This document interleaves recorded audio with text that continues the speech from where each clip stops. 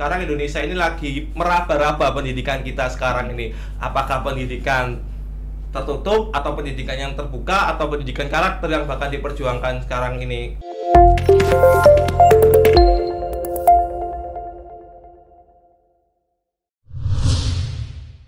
Oke guys, assalamualaikum warahmatullahi wabarakatuh. Selamat datang di podcast Rumah Baca Teras Sharing. Kesempatan kali ini kita akan membahas sebuah masalah pendidikan yang kalau kita bahas masalah pendidikan ini sangat asik sekali. Mengikuti sebuah perkembangan zaman, pendidikan ini mengalami sebuah perbedaan. Makanya saya kedatangan seorang tamu.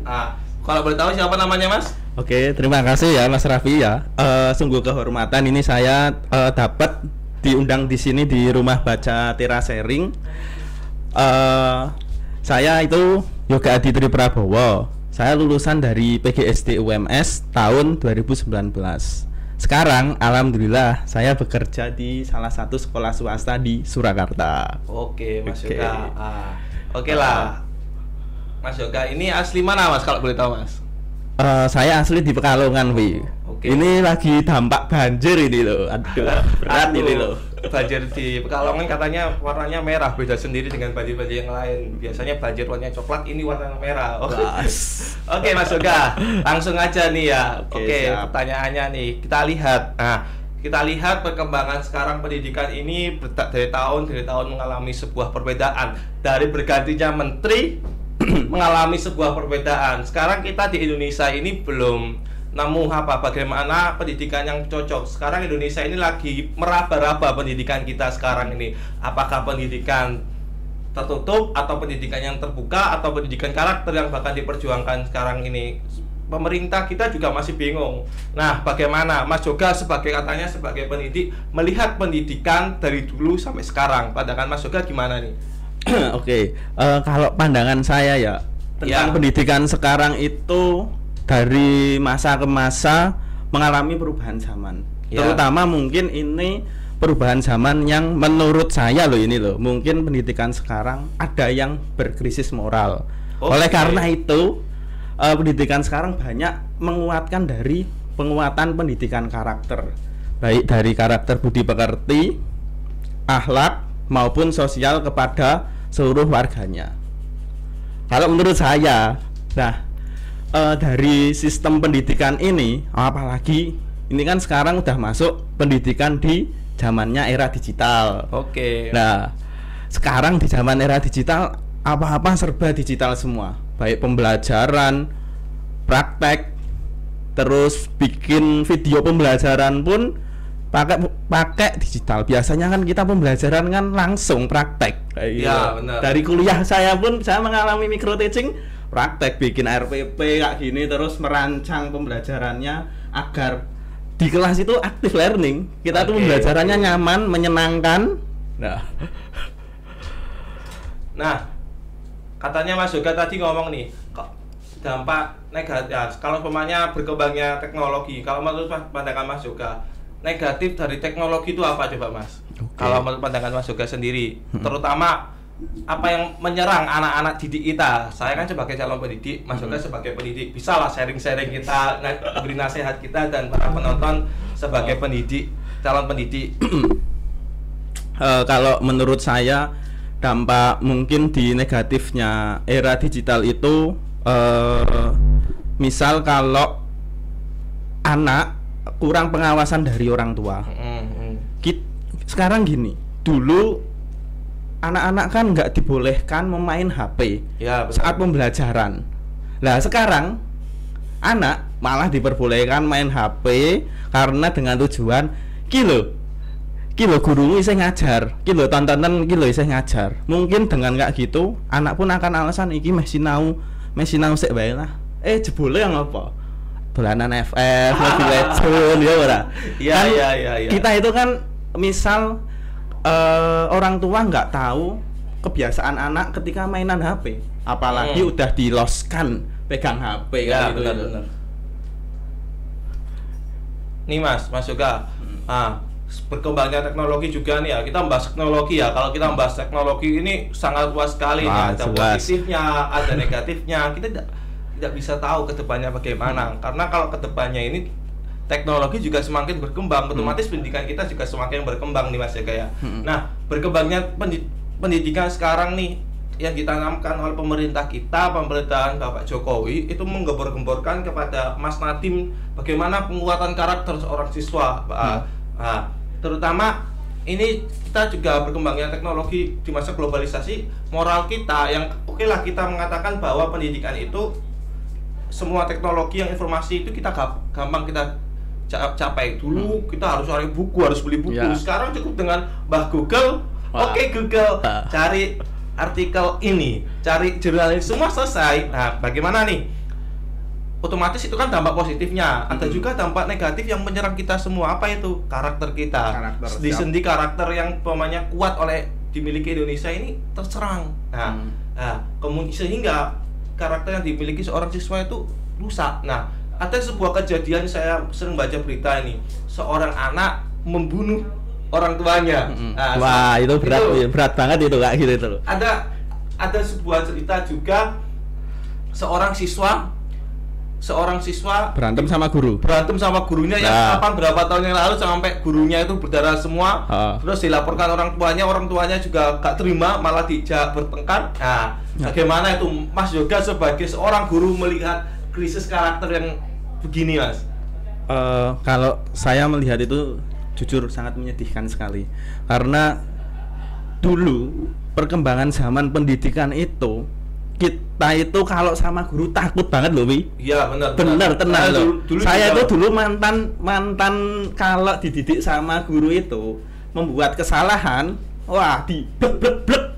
Saya lapor ke orang tua, ya malah saya yang dimarahin. Iya. Justru guru itu menurutku dulu itu sangat ditakutkan kepada siswa. Takut itu bukan berarti takut banget loh. Disegani Mas. Segani bahasa Jawanya ya. Segani, dihargai. Nah, kalau sekarang mungkin di era perkembangan zaman ini kita sih nggak menyalahkan orang tua cara mendidiknya. Tentunya orang tua itu ingin mendidik anaknya untuk menjadi yang terbaik.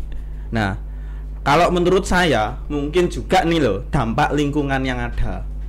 Memang sih di era digital ini menurut saya ini ada positifnya juga. Bahkan kita cari pembelajaran pun seperti yang kamu tadi omongkan lewat Google, guru mereka YouTube kayak gitu loh. Tapi rasa kita misal loh, saya sebagai pendidik itu ketika guru mereka Google atau YouTube, rasa kita itu nggak ada. Itu loh. Kita itu yang dibutuhkan kan ngajar, bukan berarti kita harus bisa semua. Tapi kita menanamkan rasanya loh, rasa berempati kita kepada siswa pun juga akan berempati kepada guru juga nih. Nah, mungkin di era sekarang menurut saya tuh yang paling diperbaiki itu dari sisi penguatan karakternya. Oke, benar sekali. Kalau menurut saya loh, Wi. Ya. Nggak melulu akademik terus itu loh. Benar. Ya loh. Jadi itu yang sering harus kita tanamkan kepada seorang siswa, bagaimana seorang siswa itu penanaman karakter, kepribadian, terutama kita seorang Islam nih. Nah, bagaimana seorang kita sebagai guru, terus Mas Yoga nih, bukan guru Mas Yoga, guru apa? PGSD ya? Saya lulusan PGSD. Saya guru PAI. Pembentukan karakter itu bukan saya saja sebagai guru PAI, tapi semua adalah lingkung tanggung jawab semua, aktivis masyarakat, aktivis sekolah semua, baik para sekolah maupun tukang kebersihan pun memiliki tanggung jawab bagaimana memberikan contoh kepada seorang siswa. Kan siswa itu mencontoh seorang yang lebih tua. Gitu ya Mas ya. Sekarang nih, saya tanya nih, saya agak mengkritisi sedikit pendidikan sekarang nggak?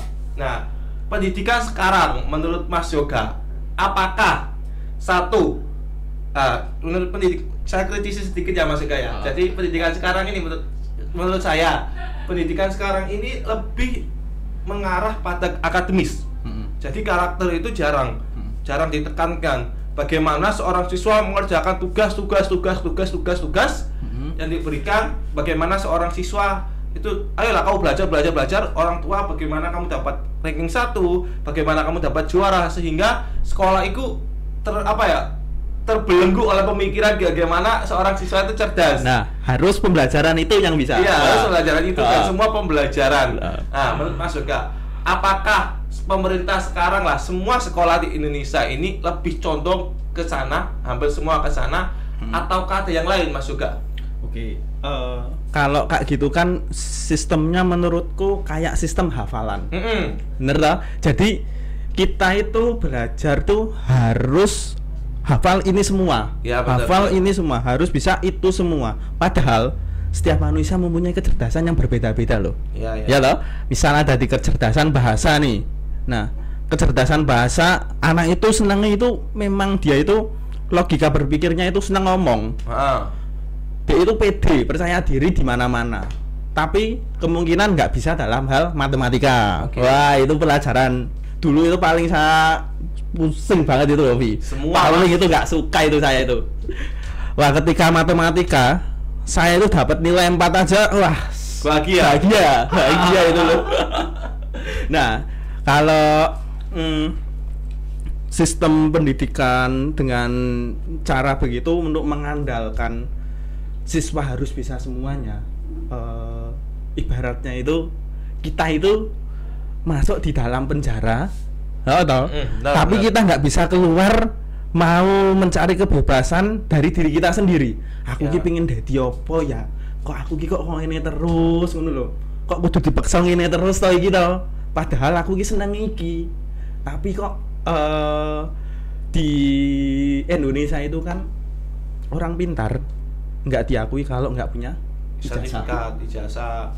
Ijazahmu hilang, orang nggak akan mengakui kepintaranmu. Lebih baik misalnya gini loh. Bener kan? Ya, misal gini loh. Menurut saya orang pintar tuh kan bukan dari ijazah juga, Vi. Bahkan Vi, saya sarjana mungkin lebih pintar dari orang yang nggak sarjana di bidangnya. Ya toh, kita itu kan mungkin kan pintar itu kan bukan berarti harus bisa semua, Vi. Semua pintar itu kan harus dari bidangnya. Misal contoh saya seorang pendidik nih, saya di ranahnya pendidik, saya mungkin bisanya ngomongi tentang pendidikan aja, masa meh ngomongi kedokteran, ngomongi tentang COVID, ya enggak? Itu kan mungkin ibarat saya kan, wah keminter kalau itu loh. Nah kalau kayak gini kan nyenengan calon pendidik, saya ini mungkin menjadi pendidik baru, ya loh, pendidik baru gitu loh.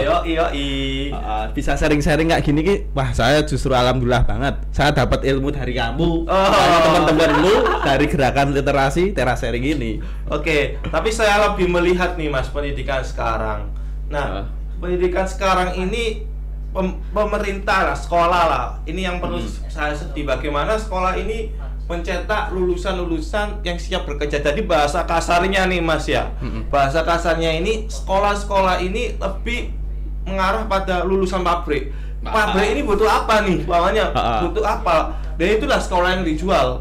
Itulah sekolah yang jual lah. Ini yang disalahkan. Makanya banyak nih Mas kalau melihat kejadian sekarang ini, yang orang sekolah itu lebih menuntut pada kebuah kepintaran seorang siswa dan lupa pada tujuan karakter utama kita. Banyak makanya orang-orang yang pintar makanya korupsi. Waduh, kita aja mau tidak semua lah.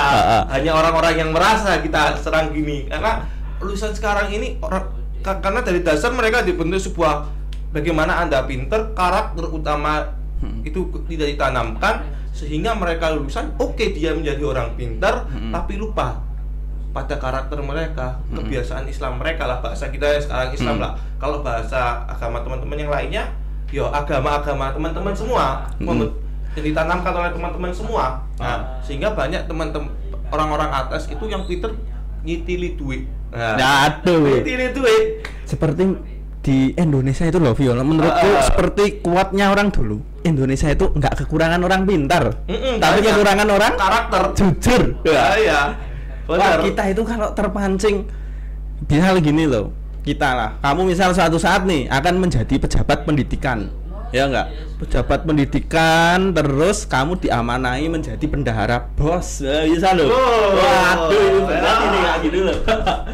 Kamu diamanai itu loh, atau lagi nih kamu jadi pejabat pemerintahan di bagian pendidikan, kamu dipercayai menjadi yang memegang dana sertifikasi guru, harus disebar ke guru-guru. Terus, ini sakmene iki dengan mungkin kalau kita imannya nggak kuat nih, wah kok keluarga kita lagi butuh apa ya? Waduh, kita bisa langsung ya itu kayak gitu itu loh. Oke. Kita ini bukan mencontohkan perilaku korupsi loh ini loh. Ya. Mungkin kayak gini itu sebagai bahan pembelajaran aja untuk karakter diri kita sendiri. Ya toh? Benar. Oke Mas Yoga. Nah, gila. Jadi kita agak mengkritisi sedikit karena kita ini sebagai seorang masyarakat. Karena negara kita ada demokrasi. Kemarin Pak Jokowi silakan kritik saya sekejam-kejamnya dan sekeras-keras saya. Makanya mungkin lewat ini mungkin aja bisa sebuah penyadaran buat kita semua sebagai autokritik bahasanya lah, untuk penyadaran semua pihak, bagi diri saya sendiri sebagai calon pendidik dan bagi guru-guru, bagi orang tua yang lainnya. Karena ini kita berharap di sini bukan sekedar kita cuma mengkritik teman-teman, tapi di sini buat penyadaran buat kita agar Indonesia kita sendiri lebih baik, terutama sebagai umat Islam sadar tentang ini. Oke. Jadi teman-teman kalau sumamanya pengen tidak terima, monggo datang ke teras sharing, kita diskusi bareng. Oke, teman-teman. Oke. Ya. Dan ini pun membuka semua kalangan ya, Vi ya. Oke. Enggak harus mahasiswa, guru, terus pokoknya semua kalangan elemen masyarakat lah. Oke. Ya, wah ini karena kan kita hidup kan sebagai makhluk sosial, Vi. Oke. Ya enggak? Benar. Oke, Mas, lanjut ini. Berkembangnya. Oke, kita udah bahas pendidikan panjang lebar nih ya. Jadi kita garisi bahwa pendidikan sekarang ini masih kurang kepada karakter. Oke ya, kita garisi teman-teman bahwa pendidikan ini masih kurang pada karakter. Ini menjadikan fokus utama kita. Nah, kembali lagi ke sistem, Mas. Nah, sistem ini loh. Sistem pendidikan sekarang juga ini di masa digital. Masa digital lah bahasanya. Masa digital ini gimana sistem pendidikan yang Mas Yoga rasakan sebagai pendidik? Jujur ya, saya di era kayak gini mungkin di dampak pandemi ini wah terasa berat banget ini kayak gitu. Beratnya itu kan di sisi lain kita sebagai pendidik sewajarnya kan pinginnya bertemu langsung dengan siswa. Bener loh. Terus juga dengan sistem harus dibatasi.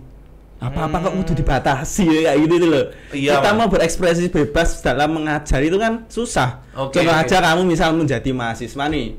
Jadi mahasiswa terus kamu dibatasi, pola pikirmu itu dipenjara. Kamu itu harus kayak gini. Padahal kamu itu mempunyai ekspresi yang bisa diutarakan kemana-mana untuk menjadi agen perubahan. Bener nggak? Benar sekali. Nah, saya agak mengkritisi sedikit ya, Mas. Tentang sistem ini. Sistem pendidikan sekarang ini. Semua aja. Jadi sekarang ini terutama di masa corona ini katanya masa Covid ini ya, jaring ini ya. Mas Yoga tadi ngomong dibatasi. Oke, saya agak sedih ini. Pendidikan masih diliburkan sampai sekarang. Nah, itu sedih banget itu. Masjid masih dibatasi. Sedangkan mall tidak pernah dibatasi. Tempat-tempat wisata udah dibuka lebar. Ini seharusnya menjadikan fokus kita bagaimana pemerintah itu sadar bahwa oke lah pendidikan itu sadar. Tidak semua teman-teman ini teknologi ini juga mengakibatkan keuntungan ya, Mas ya. Tapi ada siswa yang tidak punya HP. Ini bagaimana? Orang yang tidak punya HP, tidak punya kuota, mesti susah. Makanya dan orang-orang yang pelosok yang belum terkena internet dan masih harus, saya baca nih Mas, ada sebuah guru ini sampai dia itu apa ya bahasanya rela datang ke rumah siswanya, berkilo-kilometer, sampai ada seorang guru mengumpulkan siswanya sampai di jam berapa itu sinyal datang, sampai wah sedih sekali. Ini menjadikan fokus ini.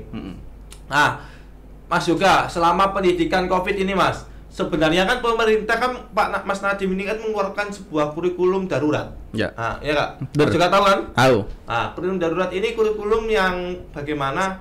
Yang sesuai kebijakan sekolah. Nah, sekarang ini apakah sekolah Mas Yoga ini melakukan sebuah kurikulum darurat? Kalau jangan di sekolah saya, sekolah yang lain aja ya. Oke lah. Kalau sekolah saya itu nuansanya kalau saya nanti bisa membanggakan diri saya sendiri, bisa juga apa itu namanya?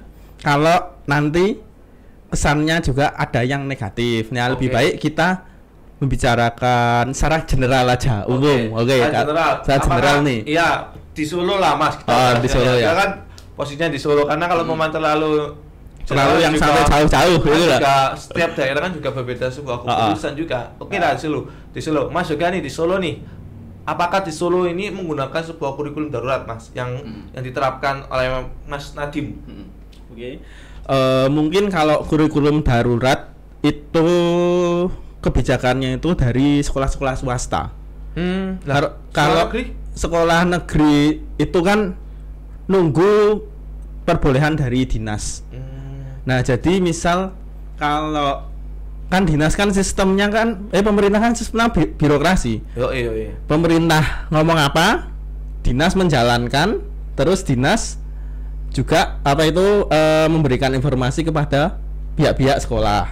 Nah, maksudnya kurikulum darurat itu kan bila di suatu daerah itu bisa memungkinkan untuk melakukan aktivitas pembelajaran baik akademik maupun pembelajaran non akademik, itu bisa dilakukan dengan satu syarat, keputusan orang tua.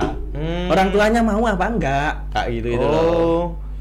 Semua kan misal kalau kita terjadi sesuatu apa-apa kan atas persetujuan orang tua sendiri. Iya benar. Enggak mungkin nanti kalau ada apa-apa, ini sekolah bisa. Terus terjadi apa-apa, misal apakah nanti suatu saat sekolah mau tanggung jawab? Nek misal orang tuanya sudah menyetujui, otomatis mungkin fair aja. Kalau terjadi apa-apa ya udah, nggak apa-apa. Keputusan orang tua sendiri. Nah, yang sangat disayangkan ini seperti tadi Mas Raffi bilang, kok mau dibuka semua masyarakat, semua aktivitas itu banyak yang sudah ramai, tapi kok sekolah nggak dibuka itu? Kalau menurut saya itu emang mungkin ini pendidikan lagi dirugikan banget ini. Iya benar. Kalau dirugikan banget. Misal kalau orang-orang anggap saja konglomerat lah, orang kaya, walaupun anaknya nggak sekolah nggak apa-apa, tinggal manggil guru, tak homeschooling ke wae lho kene lho, tak homeschooling. Iya benar. Tak yo pinter lah nek. Misal yang di daerah terpencil, misal yo jangan jauh-jauh di daerah Jawa aja. Daerah Jawa dengan akses jalan menuju sekolah aja lagi susah. Terus siswa disuruh pembelajaran online, orang tuanya yang banyak bekerja sebagai petani. Terus habis kayak gitu diberikan HP, apakah mungkin siswa akan belajar? Menurutmu? Enggak. Lebih baik ya seneng dolanan HP, TikTokan, YouTubean. Karena apa? Karena nggak ada pengawasan. Iya benar. Kayak gitu. Jadi kalau saya melihat nih Mas ya, tenan. Kalau saya melihat itu, kalau seumpamanya dimasukkan ya segera dimasukkan. Kalau diliburkan, kalian liburkan. Gak ada usah pembelajaran. Kenapa? Kalau mau oke lah, guru itu wah gimana ini, oke. Tapi kalau segera liburkan semua. Kita fokuskan kepada pendidikan orang tua. Nah itu, Vi. Pendidikan orang tua. Yang utama itu emang kayak gitu itu. Pendidikan orang tua. Saya melihat ya kayak agak apa bahasanya terlalu radikal bahasanya. Waduh, radikal. Komanya pemerintah kalau mau mengambil keputusan kalau segera masukkan ya segera dimasukkan. Biar guru tidak apa bahasanya cuma sibuk ngatur sistem sekolah, tidak sibuk mengajar. Nah kalau pemainnya diliburkan ya segera diliburkan sehingga orang tua ya nanti orang tua oke lah batas bekerja dipotong sehingga bagaimana anak itu bisa terdidik secara maksimal, difokuskan kepada pendidikan karakter, bagaimana membantu orang tua, bagaimana menjaga adiknya sendiri, bagaimana membantu sama orang yang lebih bermasyarakat, bagaimana seperti kita dulu Indonesia bisa merdeka ini karena gotong royong. Bagaimana kita menerapkan sistem ini sekarang, kita adaptasi, kita modernisasi bahasanya, kita mau terapkan sistem ini, gotong royong ini buat sistem sekarang dimoderatkan, perlu ini kayaknya. Tapi apakah benar nggak ya? Mungkin kan krisis gotong royong itu apa disebabkan karena gadget? Wah, kembali ke tadi Mas. Ya tadi. Ya toh, apa dari itu? Loh sekarang gini loh. Kita belajar dulu, kita itu masa kecil itu selalu diajarkan unggah-ungguh, bahasa Jawanya loh. Ya. Unggah-ungguh, terus serabungan antar tonggo. Nah, sekarang itu kan mungkin generasi gadget, apakah masih mau loh berbaur dengan tangga, bermain. Nah, itu kan misal dunia anak itu nomor 1 dunia bermain loh. Kita itu dunia anak itu dunia bermain dan dunia harus banyak pertemanan agar mengerti padu karo kancane. Padu karo kancane kan akur lagi itu menjadikan rukun. Iya. Misal kalau dulu gitu ya Mas ya. Kalau di itu kan anak-anak. Kalau misal kita orang dewasa mungkin padu itu neng-nengan, batin tekan suwi, baru kuwi wis ilang. Apa apik sih ngono iki lho. Enggak ada penyakit Mas, bahasa buat penyakit itu. Iya. Nah, yang bisa kita kan sebagai masyarakat hanya bisa mungkin bersuara aja. Hanya bisa memberikan kritik yang kita itu nggak tahu ini nanti akan ditampung apa enggak gitu loh. Ya enggak. Karena kita itu siapa loh, Vi? Bukan pejabat, bukan apa, ya toh. Masyarakat rendahan, Mas. Masyarakat biasa saja. Jajan kita di mana? Di angkringan. Iya toh? Masa ayo kayak di kafe-kafe yang gede buat rapat ya itu. Waduh, saya belum pernah ke kafe besar ya itu. Itu loh. Hanya orang tentang bahas anak-anak Wamindu sama Mas Hasan itu bahasanya. Mie goreng 2 tanpa telur. Minumnya air es. Magelangan.